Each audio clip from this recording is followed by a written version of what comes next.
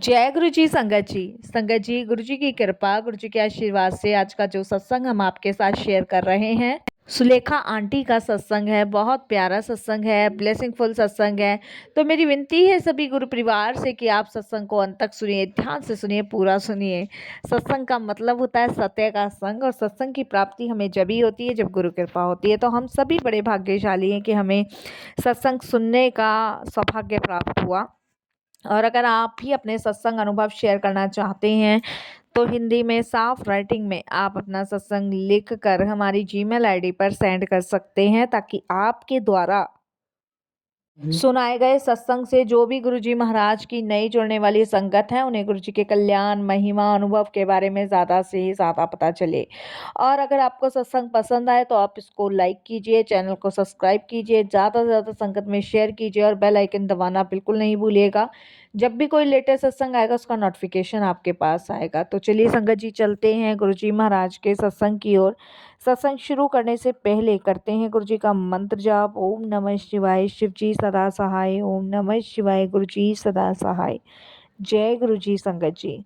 संगत जी, ये मेरा शुक्राना सत्संग है और मेरा नाम सुलेखा है। मैं दिल्ली की रहने वाली हूँ, पड़पड़गंज की। संगत जी, सत्संग शेयर करते हुए मेरे से कोई भी भूल चूक होती है तो क्षमा कीजिएगा। और मैं गुरुजी महाराज के साथ अभी 2024 में जुड़ी हूँ। अप्रैल के महीने में गुरुजी की अनंतम ब्लेसिंग्स मेरे साथ हैं।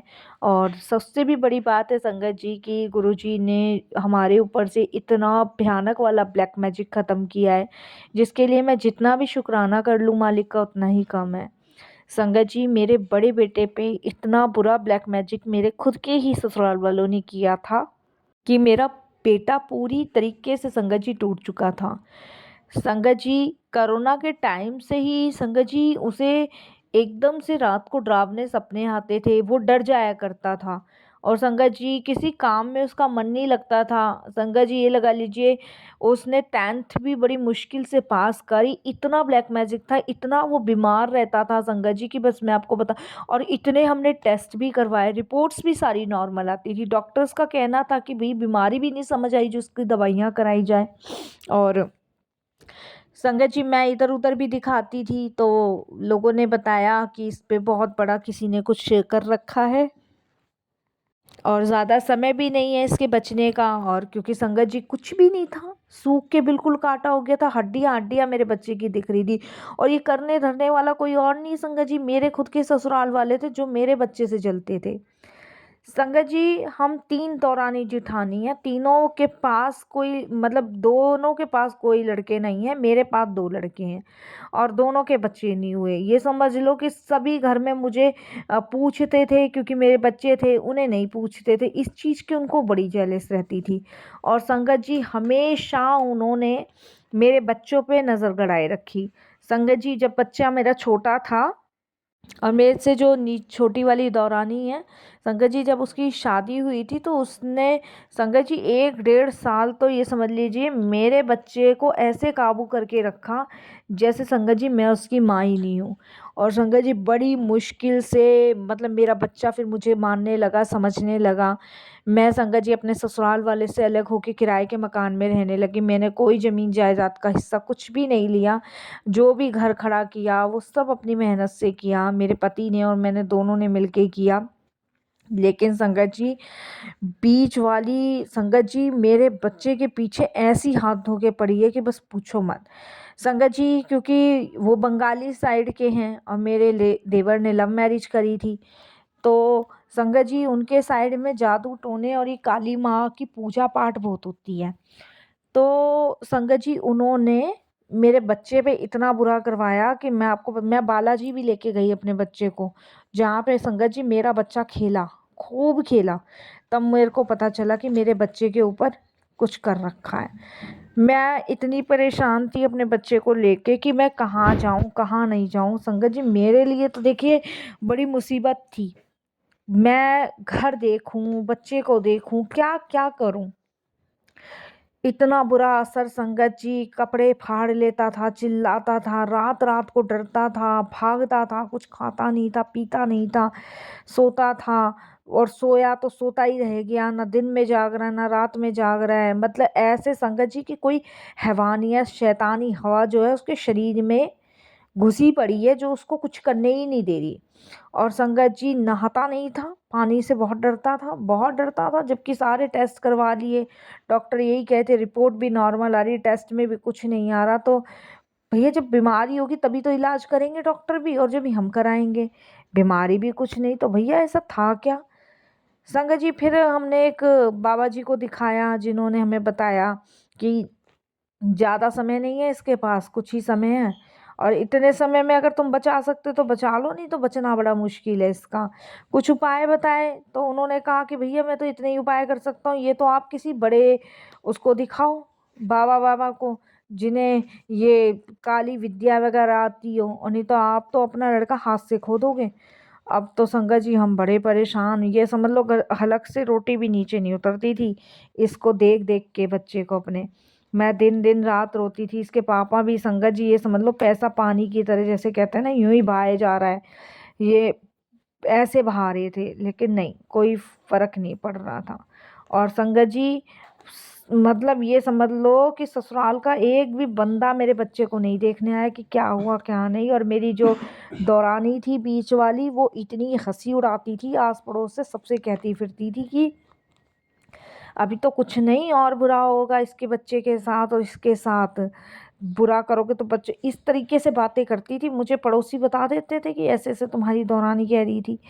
तो संगत जी सारा शक इसी के ऊपर था।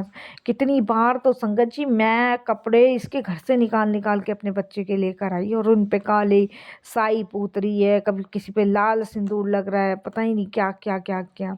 और एक बार तो संगत जी ऐसा हुआ, हम इसके घर गए और होली का टाइम था, तो इसने संगत जी सबके लिए रबड़ी और गुजिया बनाई, तो सबको रबड़ी दी, और संगत जी मेरे बेटे को भी रबड़ी दी।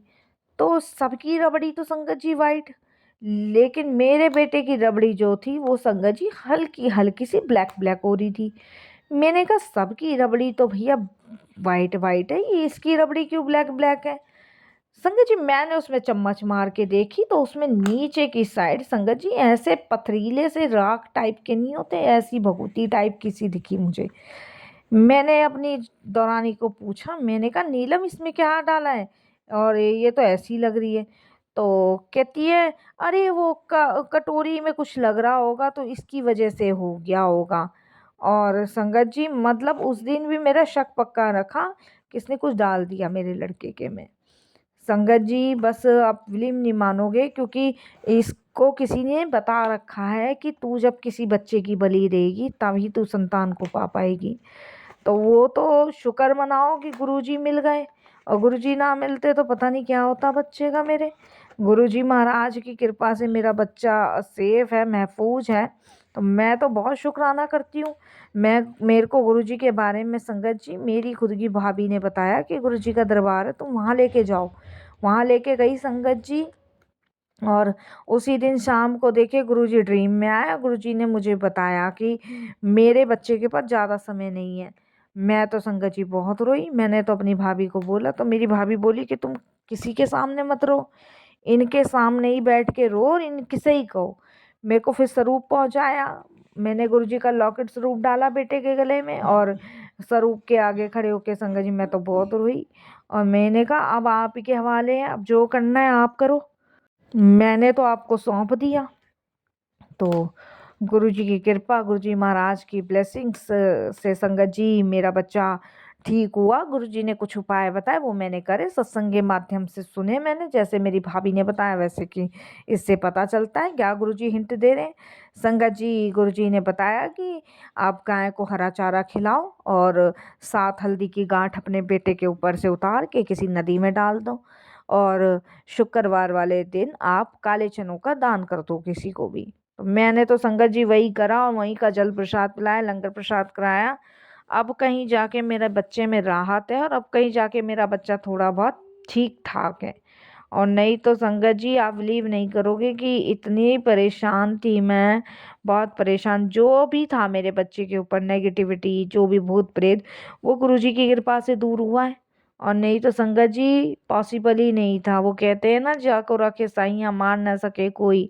तो ये गुरुजी की कृपा है, गुरुजी की ब्लेसिंग्स है, जो आज मेरा बच्चा बिल्कुल ठीक ठाक अवस्था में बैठा है।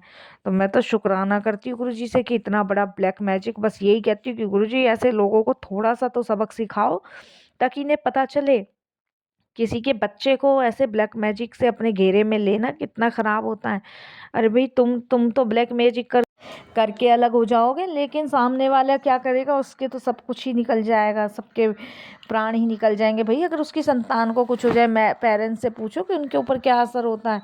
तो साथ संगत जी, मैं तो गुरुजी से ये अरदास करती हूँ, और आप लोग भी अरदास करना। अनंतम शुक्राना मेरे गुरुजी का, मेरे बच्चे को ब्लेस करने के लिए। अब मेरा बच्चा वही है, देखो, हंसता भी है, बोलता भी है, खाता भी है, मुस्कुराता भी है, सब काम कर रहा है मेरा बच्चा। तो मैं तो शुक्राना करती हूँ, और ऐसे लोगों से बस गुरुजी आप ही बचा सकते हो, दूर ही रखना। और गुरुजी से यही अरदास है कि गुरुजी अब कभी भी वो उनकी परछाई भी मेरे बच्चों को ना पड़े, मेरे बच्चों को छू भी ना पड़े। यही मैं संगत जी अपने सत्संग को भी विराम दूंगी गुरुजी के मंत्र जाप से।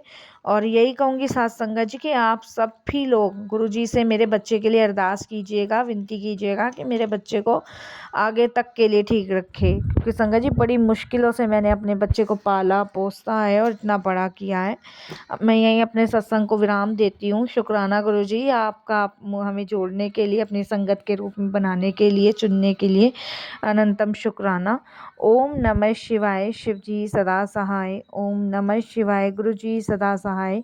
जय जय गुरुजी, धन धन गुरुजी, वाह वाह गुरुजी, शुक्राना गुरुजी, अनंतम शुक्राना।